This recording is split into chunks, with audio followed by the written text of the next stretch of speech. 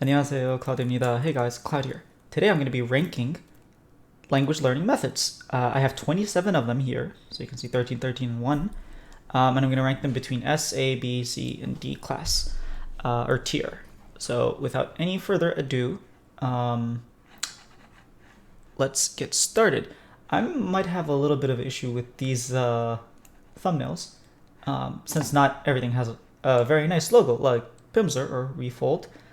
This is Anki, I think. But starting off with this is a simile, which is, I would put it either B or C.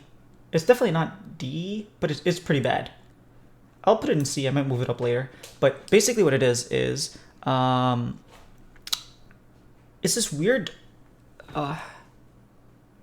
it really is weird. What they do is they want you to go through the book. So their content is great. Their method is not so great. They have their books, and you go through the book, and you're supposed to just not go through the book without learning. Like, if it's written in Italian, you're just going to go through the book in Italian without referring to any English or explanations or anything. And then once you finish the book the first time, then you go back the second time, and this time you start doing translation. And I think anything that has translation as a means of teaching is not going to be very high on this list, because just direct translation is not a good way of getting emotions and ideas across. And you see that a lot of times with subtitles, like person A says ABC and the translation says XYZ. Why is that? That's because that's a more accurate translation rather than word for word translation. So that's why I put it like C tier-ish. It might go up a little bit because there's a lot of horrible ones on here. This is D tier. This is a scammer. Why is it a scammer? Because this is a culmination. I just brought all of them together, and I said, everyone who promises to learn a language within X amount of time. By X, less than, a reasonable, less than 2 years, for example. So, I learned this in 24 hours. I mean, if you just YouTube, learn a language in 24 hours, you're going to find a couple videos with millions of views, and it's just not true. Or how to be fluent in like 3 months, or this is my method of becoming fluent in 44 days, and look at my progress, and I do this and I do that, and I spend like 10 hours a day, and within 44 days I'm fluent. It's just all a bunch of BS. It's not true. You're not fluent. You don't have a good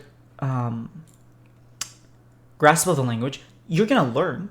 It's not like you're not gonna learn, but you're not going to be able to communicate what you want to, which is what they always caveat. It's like, you're not going to know all the grammar in the world, but you'll be able to communicate what you want. So, and that's my definition of fluency. And if the definition of fluency is like knowing all the grammar, well, I don't want that fluency. Yeah, I mean, I agree with you. You don't need to know all the grammar, but that doesn't mean that that doesn't make what you're teaching true. So definitely D tier. Don't pay money. I mean, a lot of these people's like, buy my book, buy my course, blah, blah, blah. Yeah, don't do it. If there was an F tier, I probably should have added an F tier, but oh well. There is no F tier. Moving on to learn like a baby. Now, this can be good. It can be bad, but I'm going to put it probably better than a simile, but worse. But still C tier. And the reason I'm doing that is because it might be B tier. Because what people think of learn like a baby is, I'm just going to take a whole bunch of input, and I'm going to just try to output as much as I can, whatever word I can, which is not necessarily bad, but it's not effective because you're an adult, right? So if you learned how to shoot 2-pointers, and you got your form, like in basketball, for example, and you really practice your form, and you learn all this stuff, and now you're trying to learn to shoot 3-pointers, you're not going to go back and be like, start from step 1, right? You already have a solid basis. It's the same thing with language learning. You already have a solid basis with whatever your native language is. You learned it already. Regardless of what language it is, you've learned a language. So why are you then going back and saying, I'm going to screw all that, I'm just going to start from step 1?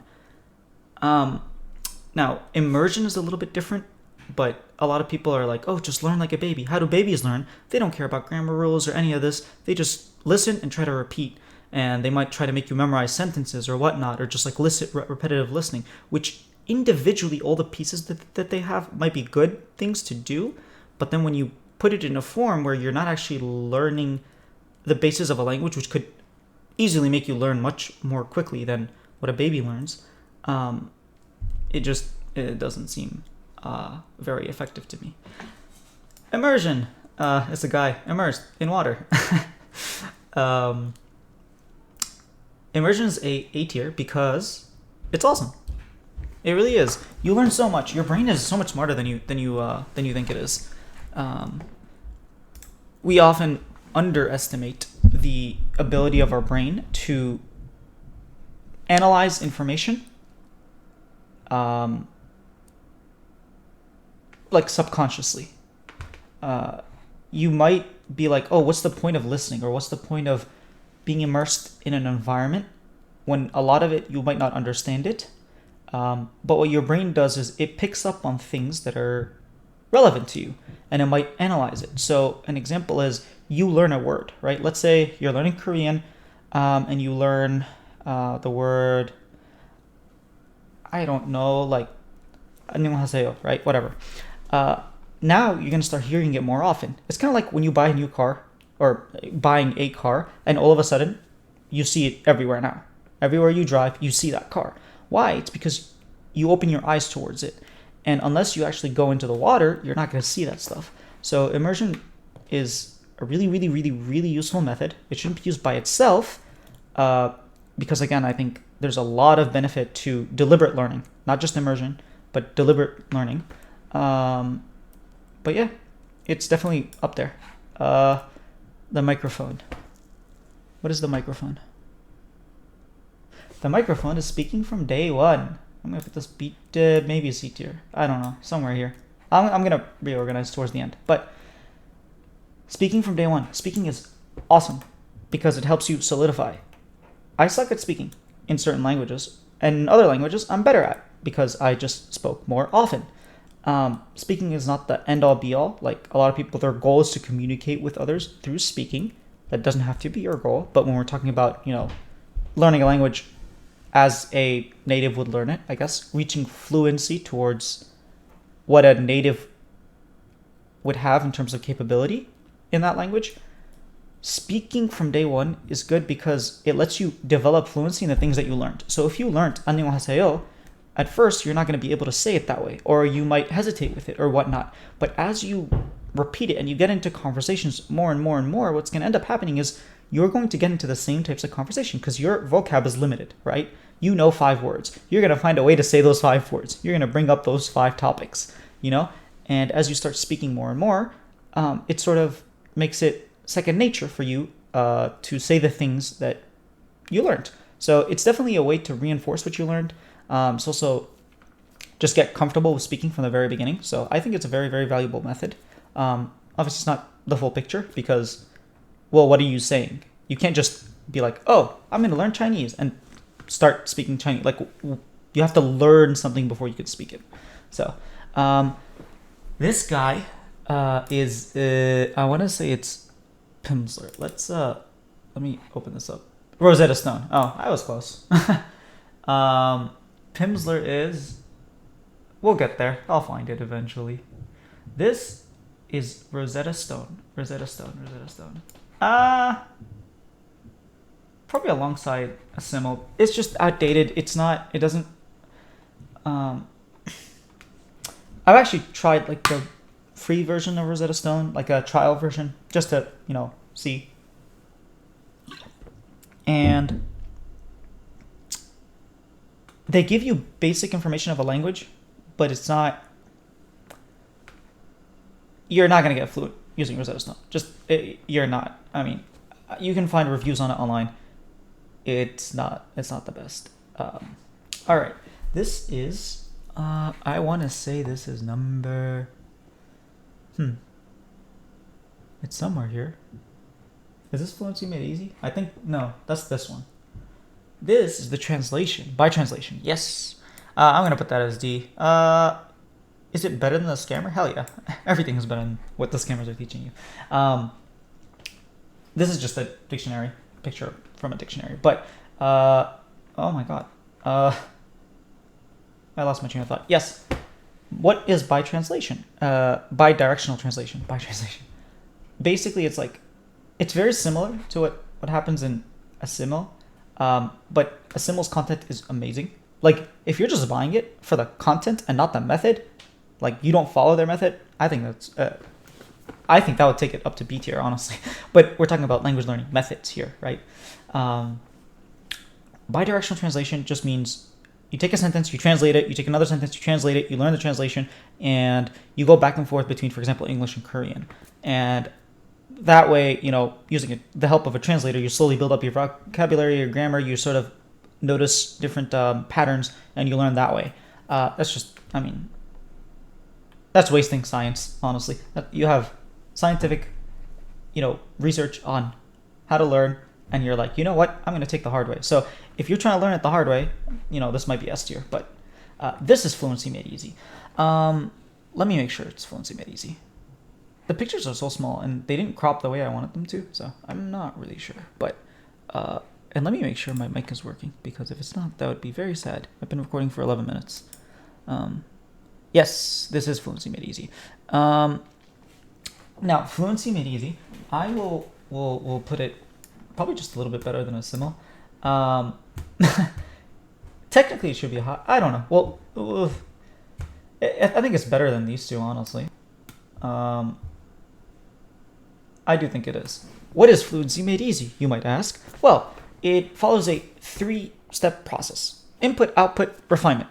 Refinement, I'm going to say, let's start with input. So, just watching videos with subtitles, you know, videos that you like, you know, if you like chess, for example, like me, you might watch videos about chess in your target language, Korean, for example. And then you take a basic course on the language. So in Korean, you would take a Pimsleur course, which Pimsleur, I'm going to talk about it in a little bit, so we'll get there. But Pimsleur is not bad. And then after Pimsleur, it's supposed to take you from an absolute beginner to like a 2 level, which is like advanced beginner. And then you do a simul course, and that's supposed to take you from an advanced beginner to like an intermediate. And then you get into italki, and italki is your output phase, where you start working with a tutor, and that's supposed to take you from like B1 to B2. And then refinement is just supposed to take you from going from B2 to, I guess, C1, which would be like really delving into a lot of different things and reading more in your target language or whatnot. Although I do like the fact that it includes Pimsleur, it's just input is great, output is great, but you're missing deliberate learning and fluency development, especially in the very beginning. I think it's underrated how much you should be using fluency development when you first start learning, because you know so little, and unless you solidify the basics, it's just going to get harder to build on that foundation. So there's no fluency development. And what I mean by fluency development is you learned these 10 words, or you learned these 2 grammar forms this week, instead of tomorrow learning 2 more grammar forms, and the day after learning 2 more grammar forms, and the day after, like that. It's take these 2 grammar forms, really master them, like do drills on them, work on them, make them your own, make it so that you can use them just as you would be able to use, you know, something in your native language. Once you are fluent in that material, like fluency development, you're developing fluency in that material, especially with grammar, then you can move on. Words, you don't really need fluency development with words the way you need it with grammar and sentence structure, and even when it comes to reading. Like if you learn a grammar, if you're just doing a grammar book and every day you do a lesson, by the end of the lesson you might forget what lesson 3 grammar means, and you have to refer back to lesson 3, which is not a bad way of doing it. I just prefer developing fluency along the way. It takes longer to finish the book, but when you finish the book, you've mastered the book, if that makes sense. This probably around here.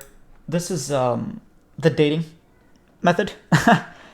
You see a lot of people's like, oh my god, if only I dated a Korean person, I'd learn Korean. I'm using Korean a lot just because I'm getting back into it. But if I dated a Japanese person, I would, you know, learn Japanese so easily. It's just not true. Language couples can be useful, and they can also not be useful. But more often than not, you want to, when you're in a relationship with someone, you want to express the meaning to them, right? I want to tell you this, and this might be it might be my emotions, and that's something you don't know. Like, I can't convey my emotions to you in Korean, for example. So I end up using English because that's the language that you're able to understand me in. So I'm not going to go through the frustration of not being able to. Actually, this should be towards the end, honestly. Maybe even C tier, probably C tier, because the number of actual successful like language couples is so low. Like, even in the language learning community, you see people saying, "Look, my target language is Spanish, and I have a Spanish boyfriend, or like a boyfriend that speaks Spanish," and we're not really learning. Like, it's not helping me much. Actually, a matter of fact, it could end up being a point of tension, which you see a lot. It's like, I don't want to always be helping like with the language, it can get frustrating and whatnot. So ideally, this is amazing. It's like you have a tutor 24/7, but they're your partner, not your tutor. So this is the solar system method. I kind of want to put it with the scam. I'll put it here. Maybe here. So what is the solar system method, you might ask? Well, hopefully you don't know what it is, because it's BS. It's actually, I'm going to put the game theory right next to it, because they're very, very similar. Basically what it is like, okay, we're going to do this ingenious plan where we're going to take the most commonly used words and we're going to learn them first. And that's it. And that's supposed to make you fluent, conversationally fluent. That's really what it is. It's like, okay, what are the most effective vocab words that you can learn? I'm going to learn them. And then there's nothing after that. I'm sure they teach a little bit of basic grammar and whatnot, but that's just not how it works. You can't, just because you know vocab in a language doesn't mean you can use that vocabulary. And doesn't mean that you can learn it properly. And, it's kind of funny that I've been using Korean as an example, because if you do that with Korean, you are not going to learn much, because a lot of Korean is grammar. It's conjugation. It's, like su is one of the most common words, top 1,000 words, probably top 100, I think. But what does su mean? Are you going to use it as a counter for moves in like chess or something? No. Su's most common use is in 할 수 있다, 할 수 없다. But are you going to be able to get that nuance just by going through a vocab list? Absolutely not. Same thing with Spanish. I love frequency lists way more than any other list. Any other list where it's like, okay, we're going to learn all the words for weather today. And then I end up confusing hot and cold, and I confuse, or learning colors. Like, I don't think that's a good thing. Learning body parts altogether, I think that's a horrible idea. Frequency lists are much more useful, in my opinion. But that's not the language. It's not a method to learn language, which they make it seem that it is. There's 2 videos on it, the solar system method and the game theory method, I think. And it's like, oh, why take the boring route of learning, using a textbook and whatnot, and you're going to end up not being able to speak the language but have a solid understanding, versus I want to take the gaming method where I'm just going to learn how to be conversationally fluent and forget everything else, and then later on focus on it. And their promise is like 3 months that you're going to become fluent. Anyways, I should probably put it next to the scammers, but I like frequency lists, so that's why I'm putting a C tier. This is repetitive listening. Repetitive listening is great. It's almost like immersion, kinda, sorta, but it's not a method to learn. Like, if you don't have so many other things surrounded with repetitive listening, I don't even know why it's considered a method. I really don't. I think it's a technique more than a method, but people consider it a method, so I'm putting it here.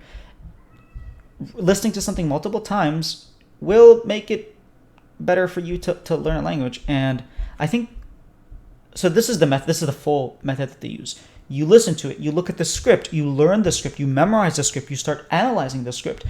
And by doing that, you're becoming fluent in that script. And the more you do that, the more you're just gonna get fluent in the language. Which I don't agree with, because you would need language scripts that are very well crafted for your level. But the way they say it is like, oh, just find a 5-minute any YouTube clip on 5 minutes, about something, and you'll be fine. Repetitive listening is a good tool, but it's not a method. This is let's see. This is what is this? I'm looking. Oh, this is awesome. This is S tier, bro. This is graded readers. Graded readers are amazing. It's so sad that we don't have graded readers for a lot of the languages. Like, the most extensive graded readers we have is like for English. I think we have like as low as 200 words. What is a graded reader? It's a book made with a limited set of vocabulary words and meant for your level. And so when you start reading it, you're supposed to have, I think, like 1 in 100 words or something that you don't know. That way you're learning vocabulary, you're seeing how it's used in context, you're getting you're being exposed to it in multiple different ways. I think you need to be exposed to it like 8 or 9 different times before it sticks in your head. It does a great job building your vocabulary, building your reading ability, building your grammar, because you get to see how it's used. Now, obviously, you need a little bit of grammar fluency development alongside of it, but graded readers are amazing. I really wish there were better graded readers in different languages. With the Korean, I think on audioclips.naver.com, I found there's like this channel called 외국인을 위한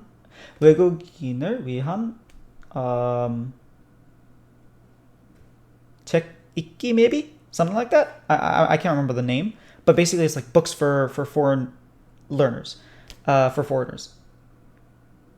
I think so. I don't remember the name, to be honest, but it's really good. It has graded readers, but it's only intermediate. It's not like beginner. Graded readers are really good for beginners because it really helps that move you from being a beginner to an advanced beginner, and from an advanced beginner to being intermediate. Graded readers are amazing. I wish there was more. This guy. Let's see. Is repetitive listening? I prefer repetitive listening over this, so I'm gonna put this here. But it's still better than dating, I think. The gold list. The gold list. I don't know. The gold list is this method where you write down words. Again, I don't think it's a method. I don't know why it's considered a method, but you write down words that you don't know. So let's say you're reading a book. There are some words that you don't know. You write them down, right? And then you don't look at them for 14 days.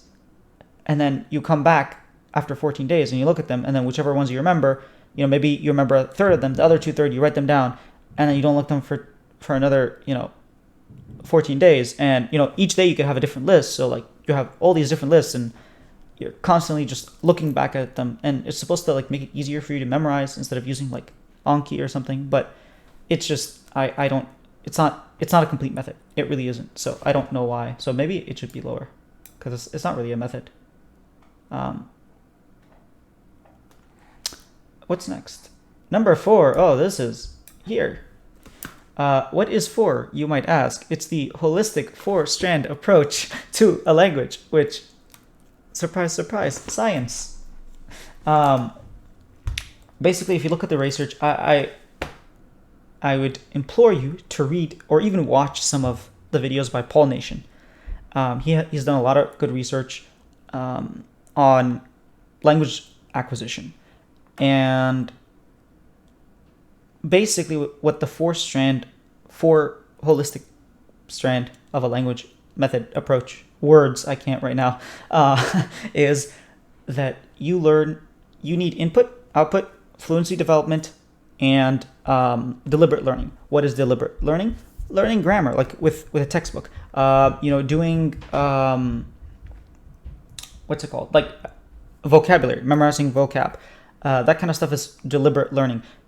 Reading can be part of deliberate learning. Speaking can be part of, or listening can be part of deliberate learning. Input can be, passive and active. Output can be passive and active.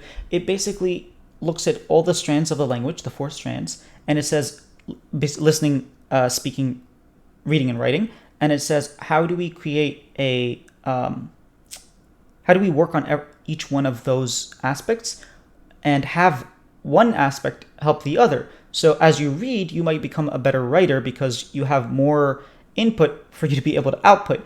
As you write, you might become a better speaker because now you've practiced a lot of writing and you can actually speak.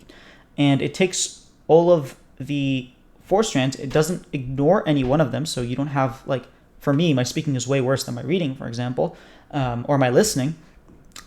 And it makes it so that you can, focus on all of them. And at the same time, it uses techniques that are scientifically based, unlike a lot of what they claim to be scientifically based. They use a little bit of science to be like, oh, science says frequency lists are really good. Our method is frequency lists. Like, yeah. But there's a lot of, it take a long time to go through this, but just Paul Nation, if you just listen to what he talks about, I think you'll get the gist of it. This is this Duolingo? This is Lingo Deer. Lingo Deer. I'm actually gonna put Lingo Deer and Duolingo right next to each other. Who doesn't know what they are? Lingo Deer is kind of like Duolingo, but for other limited set of languages. They're good. They give you mini bite-sized lessons that you can digest slowly, and then they have a little bit of practice. Now, you don't get very good listening or speaking or even writing experiences, but overall, it actually teaches you the language. It's not the best method, so a lot of people hate on it. I hate it too. I don't use either one of them. I've used them, but I don't use them currently because there's just more fun ways. To me, they're not fun. Some people find them fun, and to me, it's not fun, and it doesn't teach me what I want to learn, if that makes sense. So I don't use them. Link, probably a little bit better. Link is kind of like graded reading. I don't think it's a method. Again, it's a way to import text and study it. So kind of like a reading, like you're using a Kindle, and you can take text from an audio, like a video that you like, you can import it into Link, and you can read it, you can highlight words that you don't know, you can, use a SRS program to memorize those words and whatnot.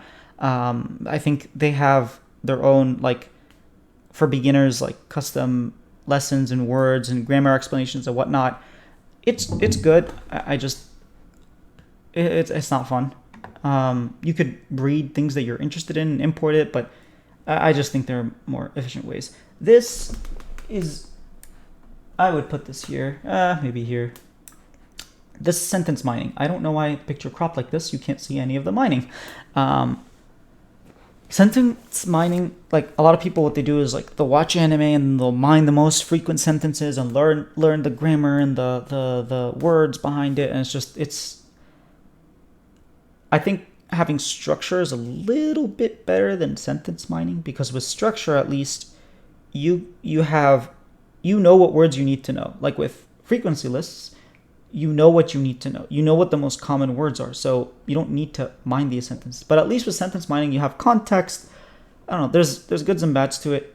I don't think it's an A tier or S tier, but it's good. You can use it if. I just feel like the amount of effort and energy you're putting yourself through is not worth the results, especially because, again, it's not very holistic. Sentence mining can teach you, reading. It's not really going to teach you reading, but I guess you could learn reading and then practice reading. Speaking, I guess you could read out loud. Writing, I guess you could practice writing it, but again, or you could have words like sentences that you've mined, that you've memorized, so you can use it and people be impressed that you know this idiom. And then listening, I guess you listen to it over and over again. But yeah, I think it needs to be paired with a lot of stuff. This is do the whatever the hell you want to do. Yeah, not really. This is the do activities in your do the activities you usually do in your target language. So in this case, jump in your target language. I just thought that was funny. Basically, it's kind of like what we talked about earlier, where if you're learning Chinese, you should watch chess videos in Chinese. There are really good Chinese chess players from China. Just completely random, has nothing to do with language learning, but just the things that you enjoy. If you watch, TV shows, start watching K-dramas or C-dramas. If you switch out the music that you're listening to, explore the whole new world. Just really, it's kind of like immersion. Yeah, now that I think about it, it really is very similar to immersion. But I think with immersion, it's more deliberate, that you're putting yourself in an environment where you're doing things that you might not necessarily always be doing. Whereas this is sort of just the things that you're doing, which is not a bad approach. It's just not as good as everything else, I think, because there's not much deliberate learning, in my opinion, which you need. Refold. What did I write down for Refold? The Refold method. Yeah, so the reason I would put Refold right past Immersion is because it focuses on building a foundation first. They have 3 strands, I think. I wrote down the 3 strands because I didn't want to mess them up. But foundation, immersion, and speaking. So they say, look, we're going to build a good foundation. We're going to teach you the solid foundation so you can understand a little bit of the grammar, a little bit you can understand how the language works. Then we're going to immerse you into the language. You're going to start learning a lot of cool things. And then we're going to, after you've been immersed in this, like you're coded in this language, now we're going to try to take some of the stuff that sticks and get you into speaking. Obviously, very, very, very summarized version of what it does. It's good. I like it. It's cool. Pimsleur. Probably here. There's a lot of science backing Pimsleur. It's kind of boring, honestly, but it's a good method to take you from. There's good content, good method to take you from beginner to upper beginner to even maybe intermediate. Not much to say about it. Just, overall pretty good. Anki, S tier. This isn't specifically Anki. Just SRS in general is an amazing method for deliberate learning, especially vocabulary. You could use it for grammar. You could use it for speaking, like having speaking prompts. You could use it for a lot of stuff. Now, I don't think most people do that. I think most people just put either sentences or words for like memorized courses and whatnot. But I know with Spanish, like the Spanish course on Memrise actually teaches you grammar alongside with vocab. The grammar is not, it's not a lesson in grammar, but it's helpful. I'm sure it does that with other languages. You could, SRS is just such a powerful, it's proven to be the best way for you to learn new words and to remember things. You don't just need to use it for language learning. And if you're going to do that, you might as well do that with other things. Like you could use it for vocab and grammar. Like you could take a lesson and then summarize it and then have it repeated so that it really you build fluency development. Again, I don't think it's going to teach you everything, but it's a really good method. This is hilarious. Yeah, probably around here. The get married to a dictionary method. I think it's hilarious. The reason I put it there. Basically, it's like, just take a dictionary. Every time you see something you don't know, look it up. Yeah, no. You're not going to learn language that way. This is, this could go here, here, here, here, or here. What is this, you might be asking? This is the taking classes or going to school for a language. It really depends on the method they follow. But I'll put it here. I think it's probably, around here. Why is taking classes really good for you? Because it's good. You learn a lot. You have a teacher who's already going to have a curriculum, who's going to have all these things laid out for you. And you just have to hope you have a good teacher that, especially with iTalki, you get to pick your teacher. That really sets up a good foundation for you to succeed and is constantly challenging you, developing your fluency, giving you enough input, output, setting up a good schedule for you. But yeah, it's kind of hit or miss, but it could, you could get a class, which is horrible. You could end up taking the solar system method and paying $300 for a course I don't know how much it costs, but you could have learned everything they did online for free using SRS, and a little bit of probably Duolingo, literally Duolingo plus Anki, and They're both free. So I don't know what this is. It's somewhere here. All right, that's the gaming method.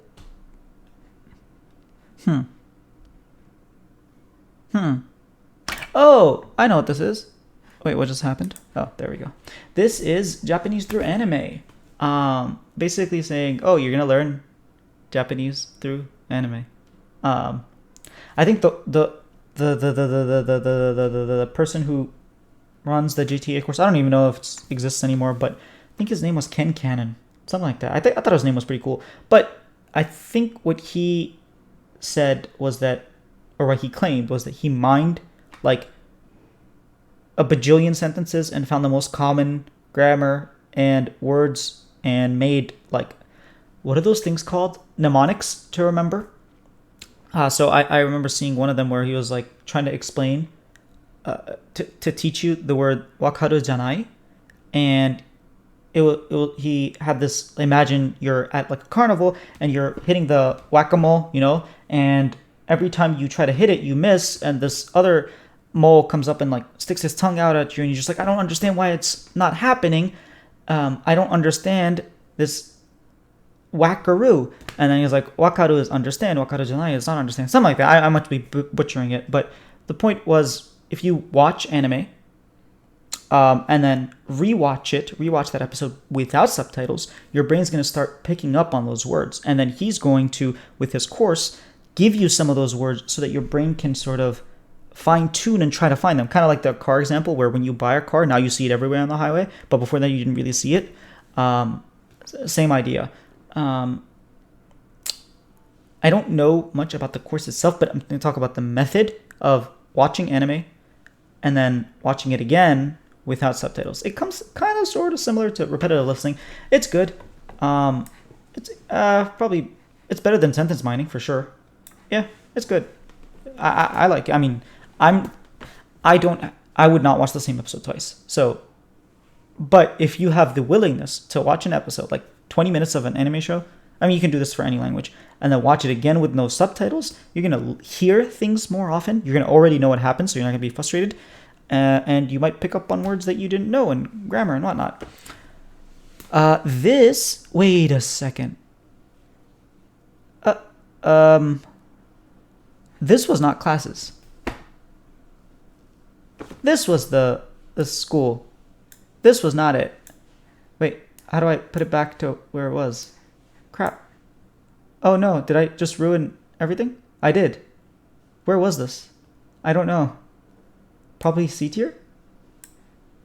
Put it here. I wanted to remove it, but I can't. What is this? What is this books? I'm looking. I can't find it. All right, Refold we did. Immersion. I wrote down what these thumbnails are because I couldn't remember. Gold. Oh, comprehensible input. Why is it books? Huh. All right, where would I put comprehensible input? I mean, it's better than all the D tiers. It's better than all the C tiers for sure. Why can't I put it past him? Is it better than repetitive listening? I think so. Is it better than these guys? Is it better than this? Yeah. Is it better than fluency? Maybe. It's better than sentence mining. Is it better than this? I think it's about the same tier. I might put it just a little bit before that, or a little, probably. I don't know. Yeah, I think I think here's right about where it should be.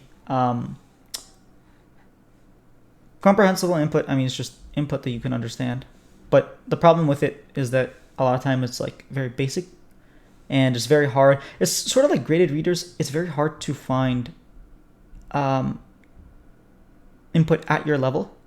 The reason I put it way before graded readers, is because graded readers, they actually have a set vocab, and they actually have a purpose of repeating certain words, and it's set up so that you learn things, whereas in comprehensible input you're just trying to understand and build your fluency in listening and reading and whatnot.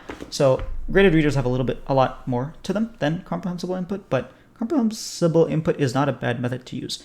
Now, I think the best method is to use a lot of these methods, or techniques, and make your own thing. I think the most effective method, this is about the most effective method, like in terms of input versus output. Like, I'm going to use this method for 30 minutes and use that method for 30 minutes, and the results of A versus B, you know, which one gives me the best results. And I think this is probably a good, what's it called? Probably a good measure, but I don't think it's the most efficient. It's effective, it's just not efficient, because sometimes it's boring. I prefer to do things that are more fun, but that's not to say that you can't do a boring thing, because maybe it's just for school and you don't care if it's fun or not. But for me, I like to do things that are a bit more fun, so I might mix it around. I definitely don't do the most effective thing, but I do what's fun. So yeah, these are my thoughts. Let me know what you think. Let me know, maybe you think Duolingo is S tier, or maybe you think it's F tier and I should make a new tier. Maybe you think the scammers are the best thing that ever happened, and we should put in S tier, because yeah, just let me know.